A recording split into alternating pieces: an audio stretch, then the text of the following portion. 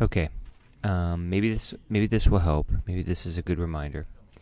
But I want to talk about this little 1 minute listening, okay? Because there are several ideas here in that little 1 minute listening activity, and maybe some people are confused or could be confused. But there is one main idea, one main theme. So this short little video will just explain that at the end. So, it's just a further explanation. Okay. One of the ideas is concerns the military fitness test, or is about the military fitness test, U.S. military. And we had to do push-ups. We have to do sit-ups. You have to do sit-ups. You have to run 2 miles in under whatever time. Okay? And you have to be able to touch your toes, which is a flexibility test. So over here, they have the age, and then this is the amount of push-ups you have to do. This is the minimum.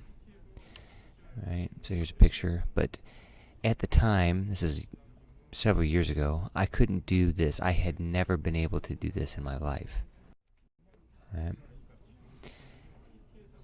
But eventually, with enough practice, I was able to do it. Now, I found this video on YouTube, and another guy had the same problem. Right? He was in the same predicament. I have never been able to touch my toes until today. And, each day he makes a little video of himself for 41 days trying. And eventually on the 41st day, he's able to touch his toes, which is pretty cool. So he and his wife kind of celebrate, and his family, woohoo! Right?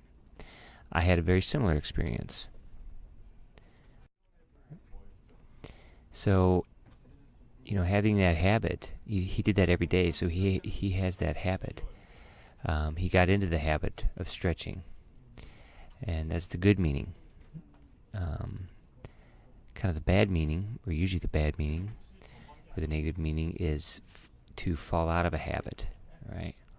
Or that habit is kind of fallen by the wayside. Like this, I used to go to the gym 3 times a week, but now I've kind of fallen out of the habit. Kind of lost that habit, which is why I had these pictures of falling off a cliff, falling out of a race, falling down. Was that idea is there, right?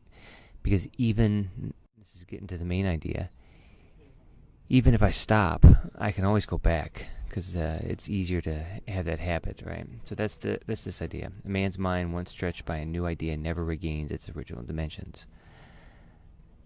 There's probably never going to be a time in my life when I cannot, with some practice or with a little practice, touch my toes again. Maybe a summary or an easier way to say that possibly is, once you've really tried hard or applied yourself and gotten a new idea in your head, you'll never go back to your old self.